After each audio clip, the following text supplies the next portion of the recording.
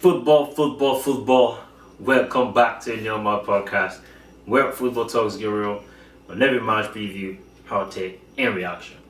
We serve banter passion, mixing it with analysis from the local pitches to the global stages. And if you also crave controversy, well, this is the kitchen where we cook and serve it best. So make it your home for football talk that never pulls its punches. This was the third day of the Champions League, and we are going to give a reaction to all the games. So let's get to it. But as usual, before we do not forget to subscribe, like, and share this video so you can help promote this channel. Now, let's start in England at St. James's Park, where Barcelona had a 2-1 win over Newcastle. The Magpies started really good for the opening 15 minutes. They created a lot of half chances. They were able to break Barcelona high line, but they did not take advantage. After that point, Barcelona got on the ball a little bit more, played their possession-based game. They had decent look at goal themselves, but they were unable to score, so they went halftime goalless. Coming into the second half, Newcastle threatened with Joelinton, couple of half chances here and there for both teams, but until the 57th minute, a familiar foe, Rashford, headed Barcelona into the lead. So Barca had the lead through Rashford, who has been really struggling. But then that was not the end. Rashford had a lot more in store. He let a long one fly that beat Pope. Even Pope could not save it.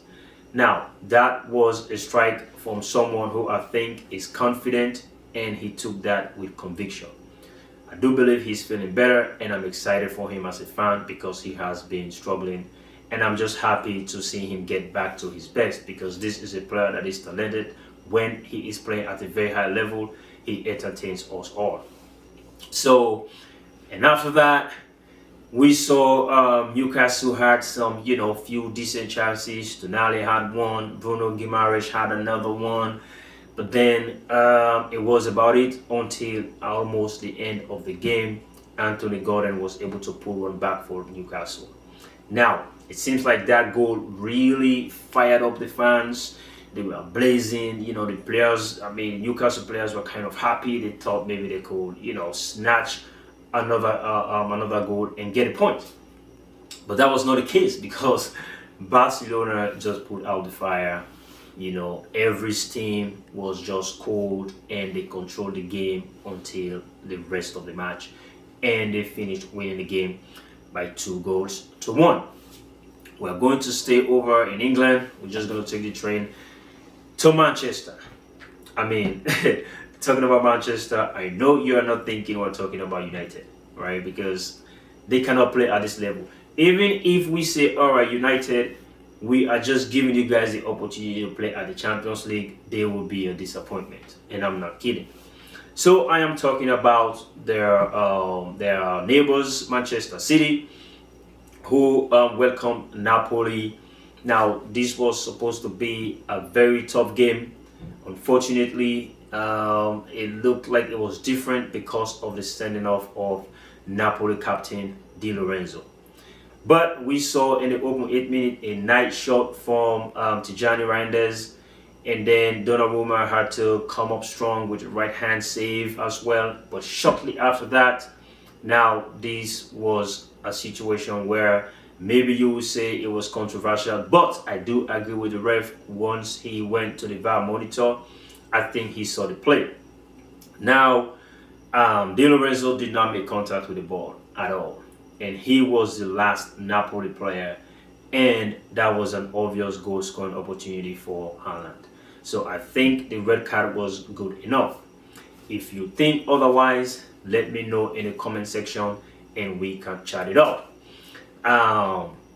So he was sent off. And on the 25th minute, Antonio Conte needed to restore balance to the Napoli team. So he took out Kevin De Bruyne.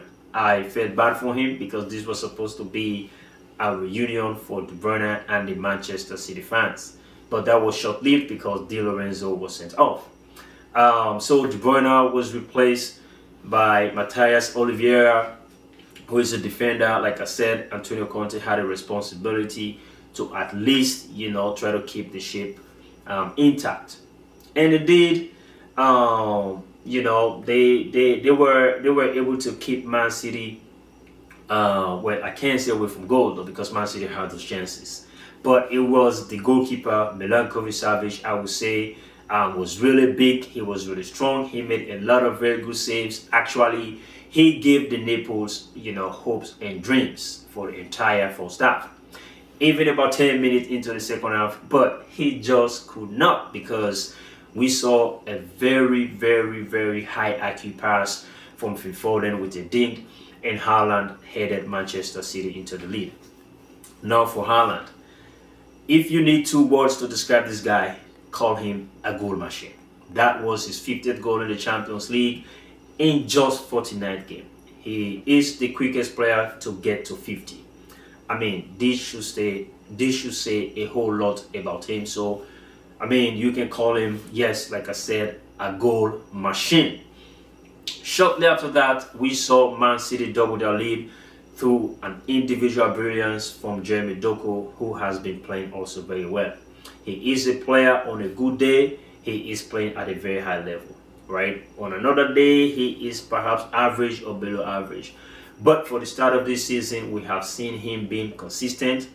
I believe the Man City fans will be so happy to see him play at the level that he's playing. And not only him.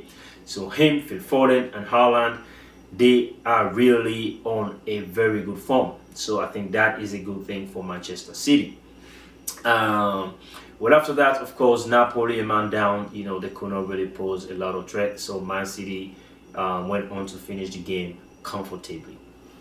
So now we are going to move over to Germany, where Eintracht Frankfurt host, Olympiacos from Greece. And this game was very interesting because Olympiacos opened the lead, right? Like they got ahead by a very good goal, and it looks like, all right, this was going to be a game. But apparently, Sanchez, just decided to give Frankfurt 2 own goals, right? By the ways. And then, Singo, another defender, was like, all right, Sanchez, I'm going to give them an own goal on my own. So, I mean, apparently Frankfurt went to win the game by 5-1. But I'm not taking anything from Frankfurt. They played so well, and those own goal was as a result of pressure. Anyways, so they had a result. It was really, really convincing. So congratulations to them. Let's go over to Portugal. We are Sporting CP. We are home to a Champions League debutant. Now, the past 2 days, we saw surprises from Pafos, Kairat. I mean, those teams were really, really good, including Bodo Glimt. As for Kairat Almaty, not so much, right? Sporting CP was very, very, very dominant. Like they show, all right, you guys are newbies. All right, let us welcome you to the Champions League. We are going to tell you how difficult it is to play at this level. So initially, we saw a penalty save by the goalkeeper that denied Sporting CP the lead. And we thought, all right, I mean, things are going to happen. And we also saw another long way shot by them, so it was like, all right, let's see whether we're going to have another surprise again today. That did not live long. It did not live long at all. The goalkeeper had to make tons of saves. The crossbar had to make, a couple saves as well as the post. That game, I mean, it could have been like 10. Sporting CP could have put 10 past Kairat and Almaty, and I'm not even kidding. This is not an exaggeration at all. But they were able to keep the score just to four goals, and they ended up pulling one back. So that is at least a good thing for them to take away in their debut game. They at least scored a goal. Let's move over to Club Brugge. They were also on fire. They ran riot against Monaco. I mean, Monaco will really, really hope to forget this game as soon as possible. As a matter of fact, they will want to hang this loss on the fact that they are missing key players, right? But Pogba is injured, Zakaria is injured, Salisu is injured, Golovin is injured, so they will be quick to say, well, we have a lot of injured players. But anyways, I think Club Brugge was just so strong for them. That was a convincing win, and I think, even before that game ended, Monaco will be happy. They will wish, they just played for 7 or 8 minutes, because you can tell, apart from the fact that, Club Brugge was scoring those goals, they were missing a lot of chances. And at that point, you can really tell, all right, there's no way we're going to come back into this game. This is a team that is very strong. They are creating tons of chances, and they are missing them, and they are already 3 goals up. So, that was the results, and those were the games that took place today. Thank you for staying up with the podcast till this point in time. Until then, stay blessed and peace out.